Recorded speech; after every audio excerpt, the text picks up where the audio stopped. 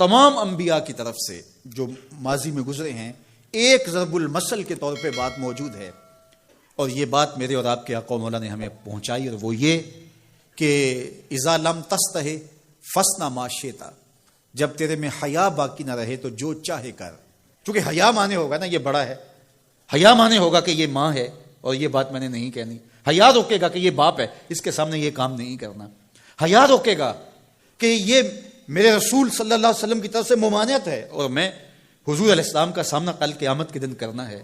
حیا روکے گا کہ یہ میرے رب کا فرمان ہے اور کیا میرا اللہ مجھے دیکھ نہیں رہا. حیا ہے تو گناہوں سے خود بخود روکو گے، کوئی کیمرہ نہیں تو پھر بھی رک جاؤ گے، کوئی سیکورٹی نہیں تو پھر بھی رک جاؤ گے، کوئی واچ نہیں کر رہا پھر بھی رکو گے، بند کمرے میں بھی رکو گے اپنے رب سے حیا کرتے ہوئے.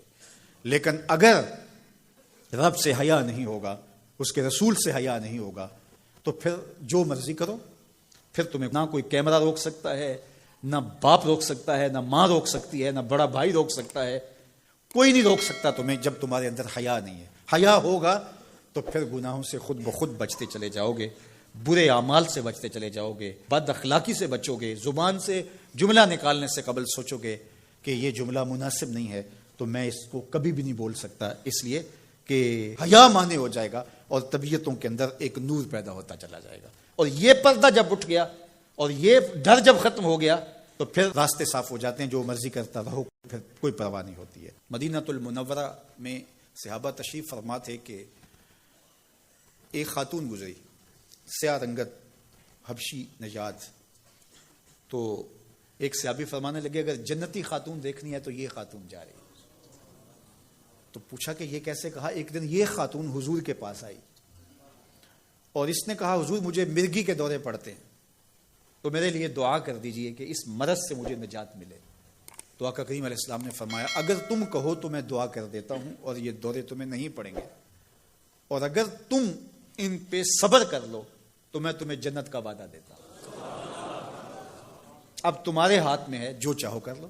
اس خاتون نے بغیر تأمل کے کہا مجھے جنت والا وعدہ قبول ہے، دورے پڑتے رہے کوئی بات نہیں، مجھے جنت والا وعدہ قبول ہے، لیکن حضور ایک کرم میرے پہ فرمائیے، وہ یہ کہ جب مجھے دورہ پڑتا ہے تو میں گر پڑتی ہوں، تو گر جانے کی وجہ سے سطر کا خیال نہیں رہتا، ظاہر ہے بے ہوشی ہو جاتی ہے، تو میرے پہ یہ کرم فرمائیے، دعا کیجئے جب میں گروں تو اللہ میرے سطر کی حفاظت کرے.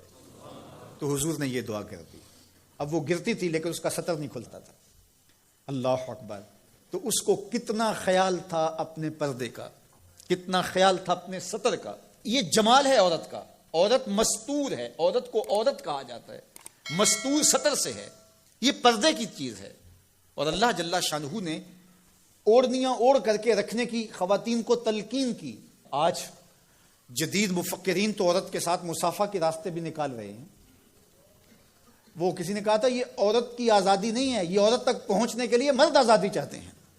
عورت سمجھتی ہے مجھے آزادی مل رہی ہے، یہ تجھے آزادی نہیں دی جا رہی، یہ تیری آبرو کو، تیری عزت کو، تیری ناموس کو تار تار کرنے کے لیے یہ مرد آزادی چاہ رہا ہے، یہ آوارہ لوگ آزادی چاہ رہے ہیں.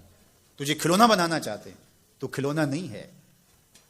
تیرا پردہ تیری ناموس کا محافظ ہے، تیرے برقعے کی ایک ایک سلوٹ تیرے حیا کا پہرا ہے. آج مغرب مختلف ذرائع سے ہم سے یہ جوہر چھیننا چاہتا ہے. تو اب ہمارے اوپر تہذیبی یلغار کے ذریعے سے، میڈیا یلغار کے ذریعے سے، تمدنی یلغار کے ذریعے سے، مختلف ناموں سے، مختلف ایام منانے کے ذرائع سے ہم سے اگر ہمارے جوہر حیا کو چھین لیا جاتا ہے تو ہمارے پلے کیا بچتا ہے؟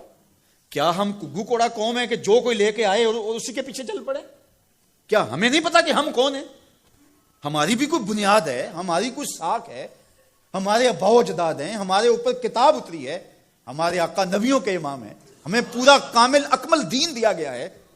کیا ہم وسیع الظرفی کے نام سے، روشن خیالی کے نام سے سب کچھ اختیار کر لیں گے؟ یا ہمیں سوچنا پڑے گا کہ ہمارے دین کی شناخت کیا ہے؟ تو میرے حضور نے فرمایا ہر دین کی ایک الگ شناخت، الگ پہچان اور نمایاں نشان اور علامت ہوتی ہے. اسلام کی وہ نمایاں علامت حیا ہے. اگر حیا ہے تو دین ہے، اگر حیا نہیں ہے تو دین نہیں ہے. تو اللہ ہمیں حیا کے نور سے مالا مال کرے، ہماری نسل نو کی بالخصوص حفاظت کرے، ہماری بیٹیوں، بہنوں اور مستورات اسلام بناتے دین کی اللہ خاص طور پہ حفاظت فرمائے، آنکھوں میں شرم اور حیا کے نور کو پیدا کرے، اور ہمارے باطن بھی حیا کے نور سے مالا مال ہوں۔